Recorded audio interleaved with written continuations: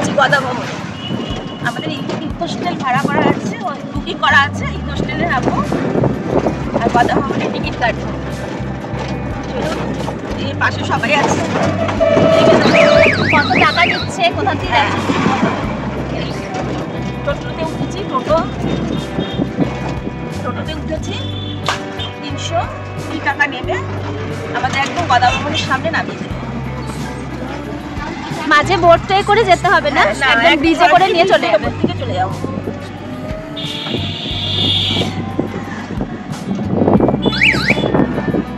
কতটা রাস্তা দাদা এখান থেকে? 22 কিলোমিটার। স্টেশন থেকে 22 কিলোমিটার গদা ভবন। মাথা পিছু 65 টাকা করে নিচ্ছে না?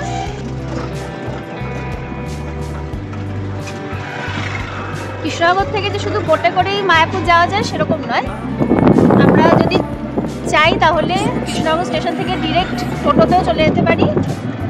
সেখানে মাথা পিছু ভাড়া 65 টাকা করে পড়ছে সকলে, দাম একটু হেরফের করবে। কৃষ্ণনগরের মধ্যে যাচ্ছি, তাই আমি ভিডিও দেখে একটা বাচ্চার মেহু, ওর মায়ের নামও সঙ্গীতা, আমার নামও সঙ্গীতা, তো মেহুর কথা মনে পড়ছে। জানি না আমি কোথায় থাকে ওরা, কিন্তু কৃষ্ণনগর থাকে সেটা আমি জানি। ও বলে কৃষ্ণনগর, খুব ভালো লাগে আমার। এই যে জলঙ্গি নদী আমরা পার হচ্ছি,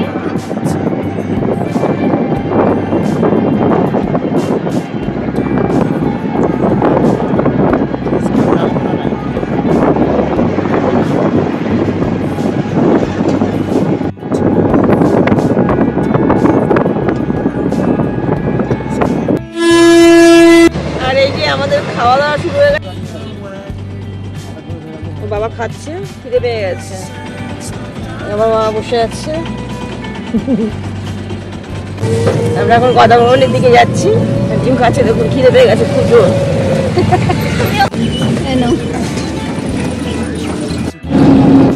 খাচ্ছি, খিদে পেয়েছে প্রচুর।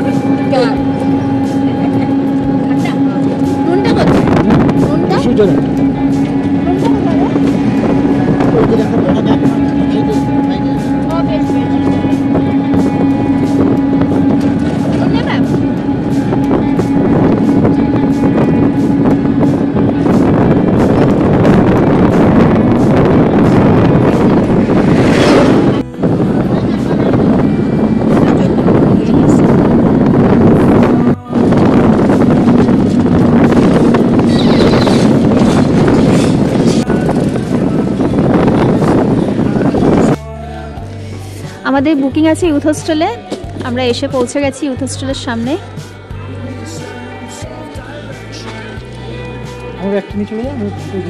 সরো, টোটো আসছে।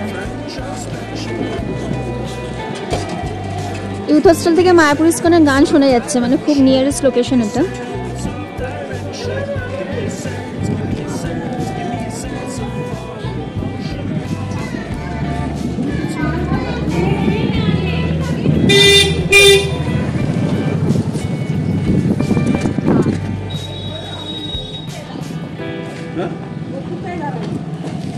Chalo.